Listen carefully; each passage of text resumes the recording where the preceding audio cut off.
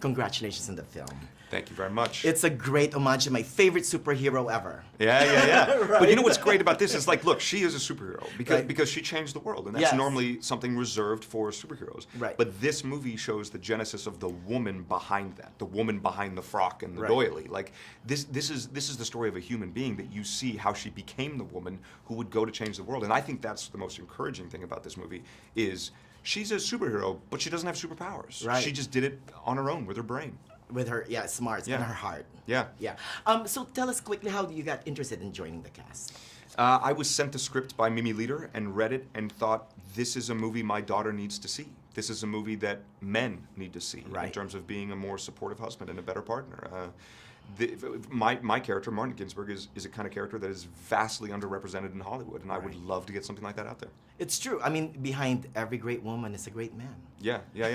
Right? Well, I mean, and also great women don't really need men at the same time, but it helps, you know. Right. Yeah. So let's talk about Martin. Let's talk about I love the relationship. Let's expound on that. Yeah, they had what would be considered by today's standards a very progressive, equal partnership. Right.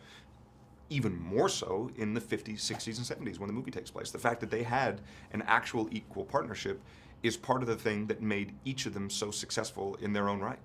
And he has already always had seen that diamond inside of her, right? Sure, yeah. That's always been. I love it. You know what? Another aspect that I love about the film is when your character got sick and she had to attend college. For Yeah, him. but that just shows you that they were each so willing and happy to, without any sort of resentment, share the division of labor. When he got sick and couldn't go to class, she went to every one of his classes on top of attending her own classes, and then would come home and tell him exactly what the professor said.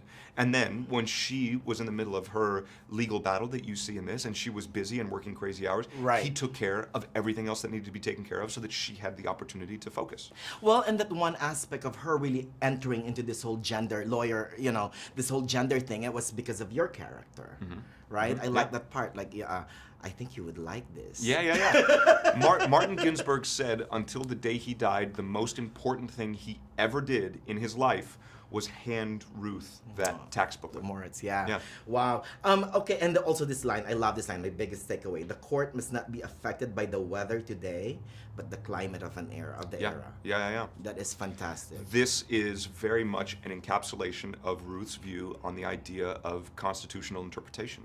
The Constitution, the American Constitution, was written in a very different time. Right. And you see that reflected in a lot of what the Constitution says, a lot of what the amendments say. You see that. Yeah. And she recognized that at the time, that made total sense for what was going on.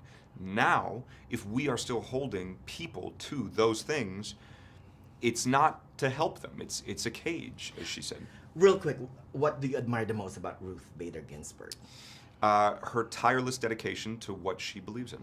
I mean, so often people have an idea or they will have their own sort of beliefs and they will betray them. And Ruth Bader Ginsburg never has. And I think that's why she is enjoying this sort of pop icon status. And also that's why she is so ubiquitously respected. Right, 90 more years, RBG. Please God.